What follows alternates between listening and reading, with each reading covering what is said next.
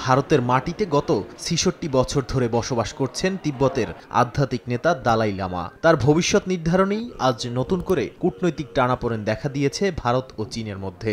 সম্প্রতি দালাই লামা জানান, তার উত্তরসূরি নির্ধারণ করবেন তার ব্যক্তিগত দপ্তর গঠিত গাদেন ফোদ্রাং ট্রাস্ট।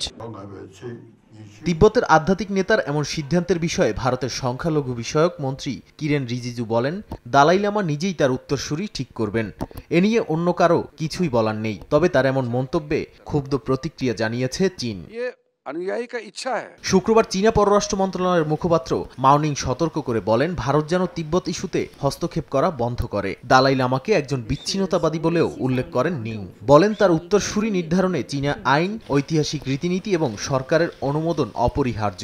দালাই লামা ও পাঞ্চেন লামার পুনর্জন্ম প্রথা চীনের কঠোর ধর্মীয় প্রক্রিয়া ও ঐতিহ্যের আওতায় পড়ে। ১৪তম দালাই লামার ক্ষেত্রেও এই প্রক্রিয়া অনুসরণ করা হয়েছিল বলেও দাবি করে বেইজিং। সীমান্ত সংঘাত পরবর্তী দীর্ঘ ৪ বছরের কূটনৈতিক অচলাবস্থার পর সম্প্রতি চীনের সঙ্গে সম্পর্ক জোড়া লাগাতে চেষ্টা করছে ভারত। কাজানে ব্রিক্স সম্মেলনে মোদিশি সাক্ষাৎ ও কৈলাস মানস সরোবর যাত্রা পুনরায় চালুর মতো পদক্ষেপ নেওয়া হয়েছে। কিন্তু দালাই লামা প্রসঙ্গে ভারতের অবস্থান সেই প্রক্রিয়ায় নতুন চ্যালেঞ্জ তৈরি করতে পারে বলে মনে করছেন বিশেষজ্ঞরা। নাদিম মারজান, সময় সংবাদ।